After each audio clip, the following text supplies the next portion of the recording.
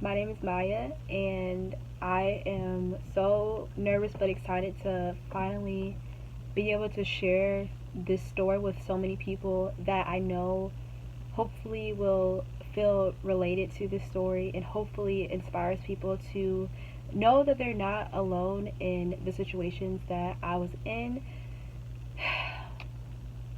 So nervous. I've been on YouTube for almost 4 years, or even more than that. I started when I was 11, and since I started, I've always wanted to have a point in my channel where I would actually share my true side. And I feel like that I've hid my true side for the longest time here on YouTube just because I was afraid to show my true personality. I would try to portray this side of me that was nothing like me. I mean, videos that I make are my personality. Yes, I do try to make my videos realistic as I can, but when I take my phone out and when I record, I'm just acting like this frisky, wannabe, so-called, perfect girl, when in reality, I've had my flaws and I've had my flaws in life, and that I feel like it needs to be time for me to bring that awareness to my channel because I can't hide it forever. Eventually, I'm gonna have to show my true side, and today's the day that I'm gonna tell you guys the true side of me. So, to start off first with this story, I just want to point out that I'm not trying to compare my side or my story to any other foster care kids who are still in the system. I'm not trying to say that my foster care experience is the worst experience that anybody has ever had. Everybody's experience is different, but I've had traumatic events that I do want to bring awareness to because I just felt like that I've hid it for so many years that I'm tired of being quiet about it, and I want to bring awareness to the system itself and just straight up say the things that I felt was not right, but also telling the sides of the story that people don't tell you about all the time that goes on behind the scenes in the system. So I hope that you guys, take the time and watch this video, and I hope that you guys feel inspired by it. Even if you were not in the system, still feel inspired by it, because even if you are going through something that is traumatic, just know that you are super strong and that you can get through it just like everybody who has been through things. Even though they may hide it, just know deep down that you're gonna get through it no matter what it takes. And yeah, I hope you guys enjoy this story. It's probably gonna be a long one, so continue to watch. Okay, so I want to start off this story about basically of how I ended up in the system. So how I ended up in the system was very traumatic, I have to say. It was very unaware, and it all started when I was 7 years old. And basically, at the time, I lived with my mom, and I don't know if you guys know, but I lived with my grandma. I lived with my grandma for, forever, since I was 10 years old. And basically, my mom was at a point in her life that she really couldn't take care of me as well as she thought she could.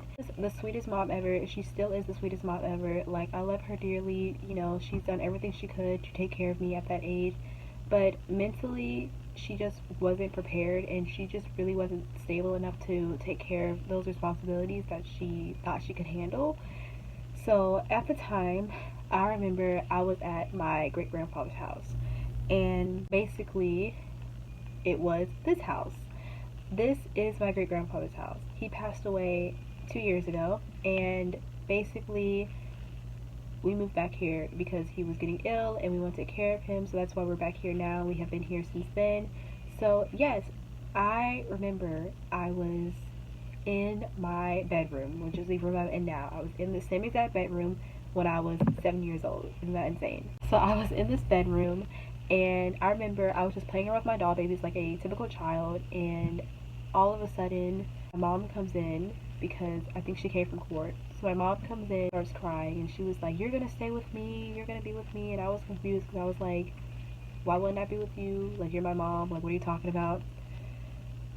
2 minutes later, CPS comes in and they told my mom, "You're not supposed to be here, what are you doing?" And I was confused. I was like, "What are you talking about? This is her home, this is my home, like, what the frick are you talking about?" And so after they said that, they told me to come on, bring my stuff. So they gathered like all of the stuff that they see close by. They didn't even pick up things that I liked. They picked up like a few clothes that were in my drawer. They picked up like maybe like one doll. That's it. I did not bring anything else with me. They know I was in the van on my way to a foster home. And it's crazy how I remember this so well because it's just something that you just really can't get out of your head. And I remember I was in the van and I was crying so hard. Like, I was just so upset. My mom was outside crying. I could see her. She was waving goodbye and just crying and so sad. And I remember they were telling me, stop crying. You're a big girl. Stop crying. And now that I think about it, I was not a big girl. Okay, I was a baby. I was crying. You're not going to just sit here and tell me I'm a big girl when I was taken away from my family. That's ridiculous. And so for them to say that was just very crazy. I mean, I see what they were saying, like they were trying to comfort me, but that was just not it.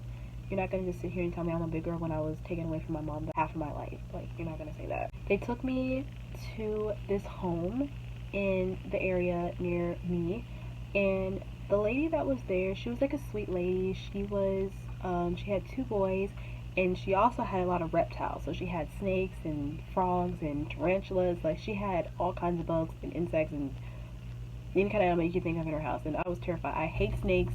Don't even come at me with one. So she, was a sweet lady. And I remember that they had a pool. So when I first got there, they had a bathing suit for me. And so, I swam in the pool with them. And it was really fun.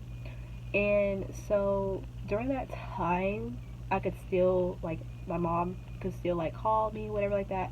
So I remember, like, at the end of the day, she would, like, call and, like, say, how are you doing, all this stuff. And I would be like, I'm good, She said, you're going to come back with me. And I was like, okay, I can't wait.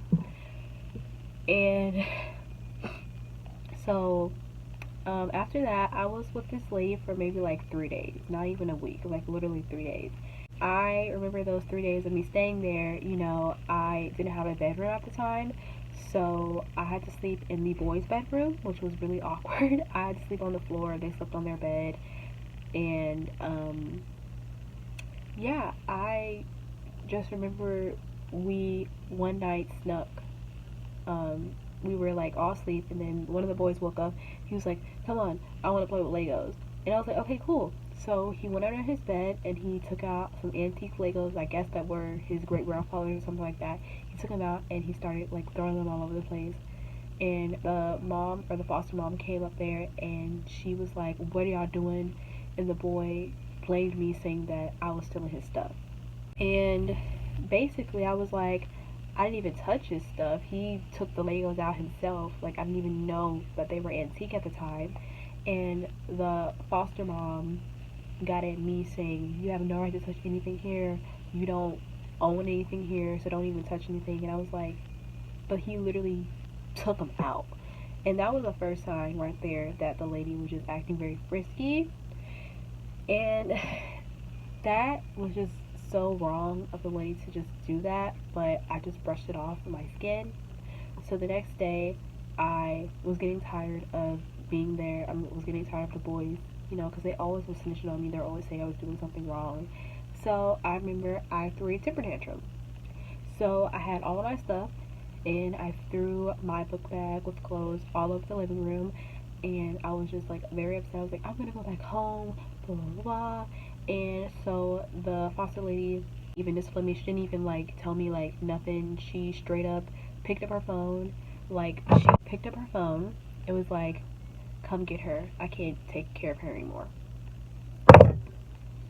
So darn ridiculous. Like, it was just so stupid. So at that time, the CPS people came immediately. They came like maybe like 20 minutes after she called, and they came saying, come on, you're coming back with us. We're gonna put you somewhere else. So after that, the lady didn't even wave goodbye. She was just like, yeah, please leave, I hope you do well, whatever like that. At 7 years old, I was basically told that she didn't want me anymore. That's screwed up. So after that, I was taken to another place. I want to say it was like a shelter, but I really don't know what it was. It was just so strange. It was like farther away from this home. It was like somewhere close to It was very close to the capital of my state, and basically the lady, or the foster, I mean the social worker, she, went down this long dirt road, like a super long dirt road. Oh my god, I cannot. The road was like 10 minutes long just to get to the place. So we pulled up, and it was like a house. It looked just like a house. And basically, she told me to get my stuff, and I went in there, and it was like a whole bunch of kids around my age and younger that were in there. And I remember one of the staff there, she introduced herself, and then she just like immediately gave me all these rules. So one of the rules there was never called the kids their friends. We always said peers. I don't really know to this day why we said peers, but she said we don't say friends, we say peers. The second rule, we were not allowed to touch. By touch, I mean like no hugging, no fist bump, no high five, nothing. Like no touching at all. And I wish I was like joking around, but no, straight up, like it was no touching allowed in this facility. So basically, I couldn't touch my peers.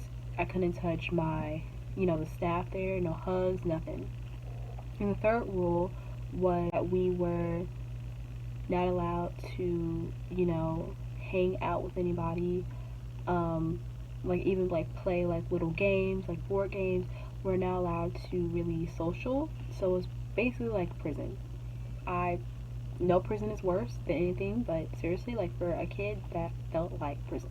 So that following night, the lady said, "Hey, since it's your first day, we're not gonna put the alarms on your bed." And I was like, "Alarms? What alarms?" And she went over. She was like, "Yeah. So when you're staying in the bedrooms, you're not allowed to move around the bed, so we put alarms on the bed." So basically, there were 4 girls in my room. So they had like the girl section, which was I was in, and then they had the boy section. The girl section, we had 4 beds. So I had the bunk bed. I slept on the bottom part, and the other girl slept on top. And we had 2 single twin-size beds, one on this side and one on the other side. So she basically said, if anybody moves in the bed more than 3 times, we will stay up for a maximum of 30 minutes. So, what? So, pretty much after she told me that, I was like traumatized. I was like, what? And then after that, she said, we're not going to put the alarms on because it's your first night, but tomorrow the alarms will be on. So, basically, the second night, we went to bed and the alarms were on. And I remember this particular night that one of the girls there was having a nightmare, and she, kept moving around, because when you're asleep, you really don't know what you're doing. So she just kept moving around back and forth, crying because she was like having a nightmare, I think. And the alarm kept going on and on and on, consecutive of like 5 times in a row. And so the staff came there, and she was like, if anybody else moves in here, you're gonna stay up. And I was like, she's having a nightmare, like what are you talking about? And Lily's like, I don't care, if you move again, we are gonna all stay up. So what? So basically the girl moved again because, like I said before, she didn't know. And the lady came back in there and was like, okay y'all, we're gonna stay up. And that's it. We stayed up for not 30 minutes, we stayed up for an hour and a half. And the lady just kept giving us this long drawn out talk, talking about, y'all are here to stay here. Y'all should be lucky that y'all even have a place to stay, because nobody here is going to want y'all. Nobody here is going to take care of y'all, so y'all should be thankful that y'all here.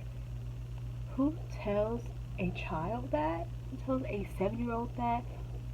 What kid in their right mind? What grown person wants to hear that? So imagine what a kid wants to hear that. You know what I'm saying? Like, that was just all kinds of stupid. So basically, I remember while in that facility that we used to have these little like sessions where the social worker would come in and basically decide who gets to go home. So I remember I was in that facility for literally 2 months, and I was very, very nervous, saying, oh my god, am I gonna go home? Like, oh my gosh, never went home. Like, a lot of my friends or my peers went home, and I was one of the last kids to go home. So it was very, very nerve-wracking and very, very sad that I wasn't even able to go home right away. Time we were allowed to have on Sundays, our parents were allowed to come over and visit us. So I remember, my mom used to come over and we used to play like board games, watch TV, go outside. And it was like one of the fun times because we actually got to be social. We actually got to do stuff. So those times every week on that Sunday, we actually enjoyed ourselves for the first time. And then at 4 o'clock, the parents had to go, and then we stayed there for another forever. So after a consecutive of 2 months, my social worker came and said, I'm going home. And I was so excited to go home. I was like, oh my gosh, it's been 2 months. I'm ready to go home. I went home, and I remember my mom like had like a bunch of balloons ready for me, and she was like so happy. She was like, oh my gosh, you're home. Yay. And I was like, oh my gosh, yes, I'm home. Finally back in my bedroom with no alarm system trying to like stop me from moving around my bed. Like, I was so happy and excited. So the next week, my mom acted up again, to her same things that she did before. And this time, the school got involved, because I think what happened was my counselor called me in some things that are happening at your house. We had no clue how they found out because I didn't say anything. They're like, we heard some things are happening and we want to talk to you about it. And I was like, no, I don't feel comfortable talking about it. She was like, come on, like, just talk about it. And so I just said that she was just, doing the same things before, but she's gotten better, nothing different. And she was like, oh, okay, cool. Well, that's fine, just continue to stay safe, this, that, and the third. To this day, I still hate telling teachers. When I was in school, I still hate telling teachers certain things because they just, do their thing. So the next day, guess who's back at the door? CPS. So they came again, and this time they said, okay, we're going to take you back in the system. I literally just got out of the system like a week ago, and you're going to put me right back in the system? Like, I was so upset, like traumatized to the max. Like, I cannot do this again. So I remember I was literally holding on to the door, like, just for my life, and I was refusing to go, and they literally had to have like 3 other people working with the system come grab me and put me back in the van. Like, what? So basically, after that, this particular home was very, I don't know if I should even say this on YouTube, but I'm gonna say it, very abusive. Very abusive. The lady there, she was an older lady, and she and this other girl who was a little older than me, she was 12, I was 8, and the lady was just not really friendly. I can just tell, like, a lot of people can tell when somebody is in the foster care system business for the money or really there to genuinely care about you, and I've experienced both. So this particular lady was straight up there for the money. Like, she could care less about us, and I'm not even saying that to be funny. Like, straight up, she could care less. So I remember when I was there, she lived in like a really nice house. She had a pool and everything. Like, her house was really nice. Nothing fancy for me because I was like, I want to go home. Like, I could care less about the house. And I remember I had my own bedroom. The girl had her own bedroom, but the lady, like, she would, like, my grandma, she called it like water biscuits. Like, we barely ate. We just drank a lot of water. And so I remember this one night, me and the girl, the 12-year-old, she, said, come on, girl, I'm so hungry. Are you hungry? I was like, yes, I'm hungry. And we ended up sneaking to the kitchen, and we grabbed 2 Nutrient bars. And next thing you know, the lights turned on, and the lady came, and she had a belt. So, guys could probably already tell what happened after that, but I'm not even gonna say it. But yeah, she had the belt. Yeah.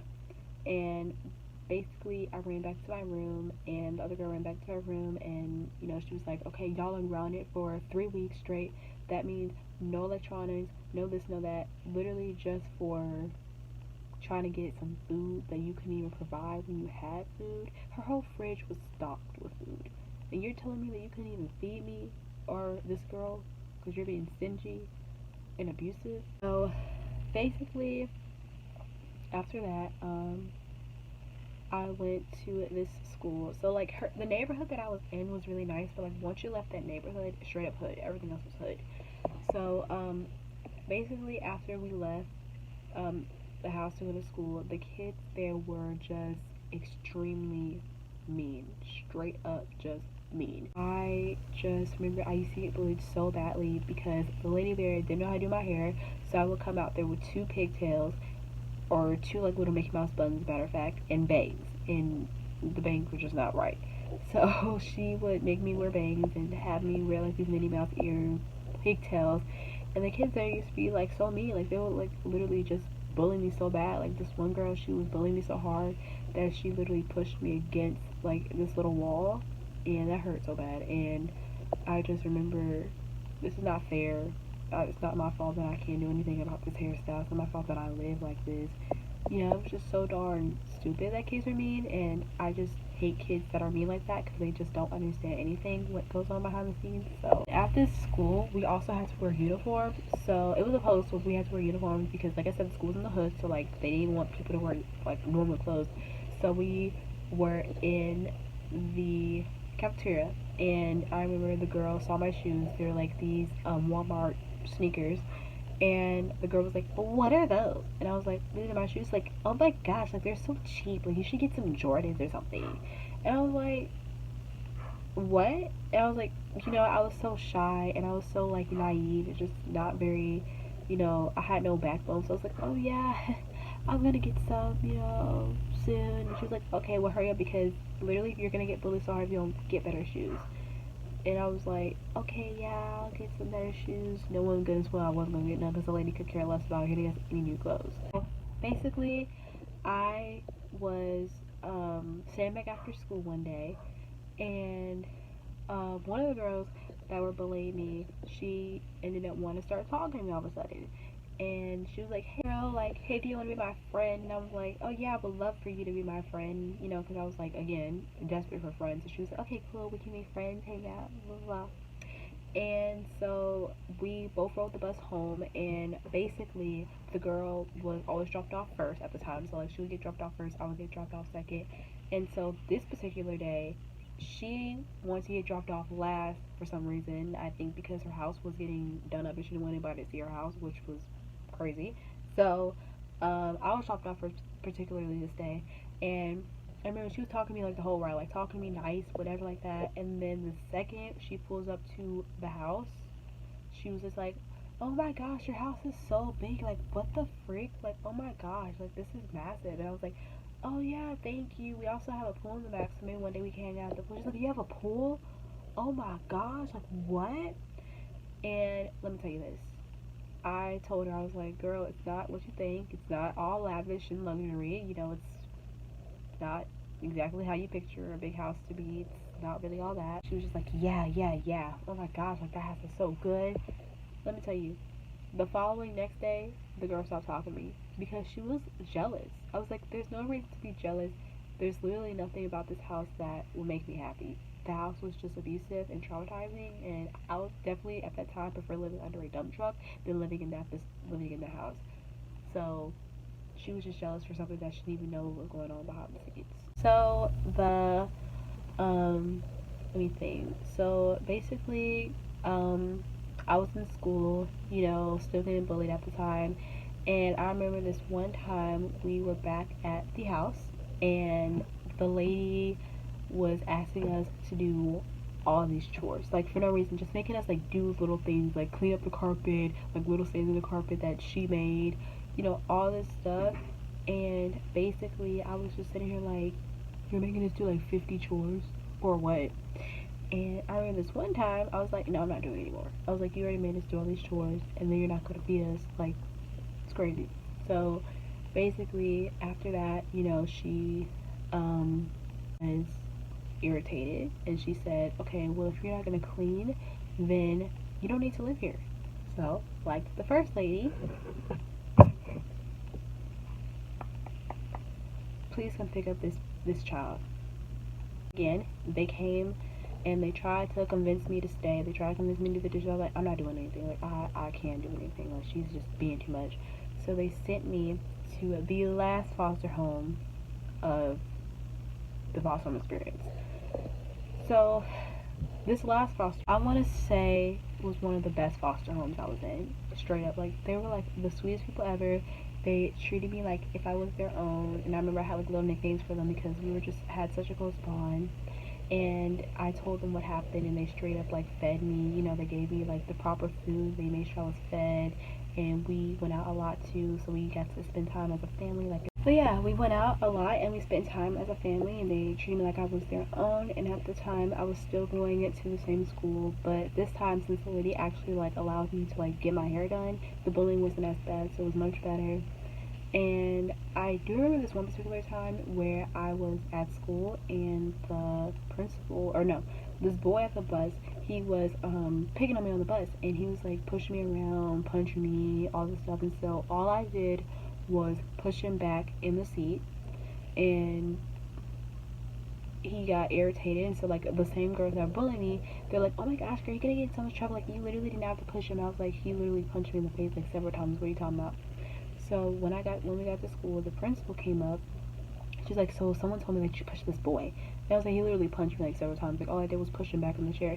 It's just like, if I look at this footage and I see you push him, you will get this. And I'm just over here like, okay, good. Like, you know, I didn't say that, but I was saying stuff like, you know, he literally punched me. You're gonna like suspend me for what he done? Like that's just dumb. And so yeah, basically, I was suspended. So she just straight up said that, and I guess like the didn't realize what he did, and she sounded so slow. So yeah, so basically when we got home, during that time, my amazing grandma, you know, she was going to court, and she basically was trying to get me, and it took such a long process. I think she was trying to get me for almost like years ever since I was in the system, and it took so long, which I think is extremely dumb. You know, like these foster parents don't take long. You just put them in different homes, and they literally don't take as long as if it was like my real grandma. It took her so much longer to get me than a typical foster parent would. So eventually, in January of 2013, my grandma finally won the case, and she picked me up from the home that was in the nice people home, the nice person's home. And ever since then, I live with my grandma. I